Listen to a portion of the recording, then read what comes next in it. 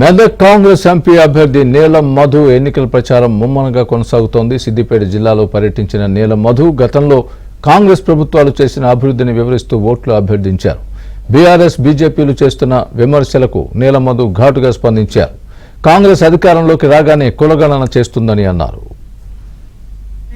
గతంలో అయినా ఒక ఆడబిడ్డ ఇందిరాగాంధీ గారు పోటీ చేసి ఇందిరాగాంధీ గారు ఈ గడ్డ నుంచి ప్రధానమంత్రి అయిన గడ్డ, ఆ గడ్డ నుంచి ఒక పేదింటి బిడ్డకు, బడుగు బలహీన వర్గాల బిడ్డకు అవకాశం కల్పించింది కాంగ్రెస్ పార్టీ.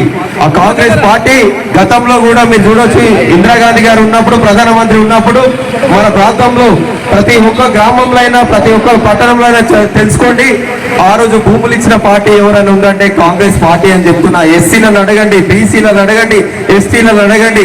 మీకు ఊళ్ళలో పోతే అసైన్మెంట్ భూములు ఇచ్చింది, లావన్న పట్టాలు ఇచ్చింది అంటే కాంగ్రెస్ పార్టీ అని తెలుసుకోండి ఒకసారి.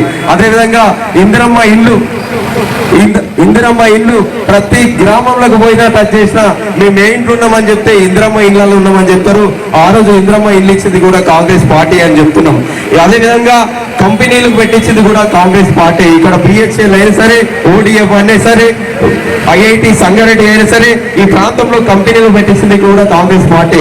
అదేవిధంగా ఈ రోజు తెలంగాణ రాష్ట్రంలో ప్రజా ప్రభుత్వం, ప్రజా పాలన, మన అందరి పాలన ఇస్తున్న ప్రభుత్వం మన రేవంత్ అన్న ప్రభుత్వం. రేవంత్ అన్న ప్రభుత్వంలో ప్రజలందరూ కూడా స్వేచ్ఛగా ఇచ్చిండ్రు.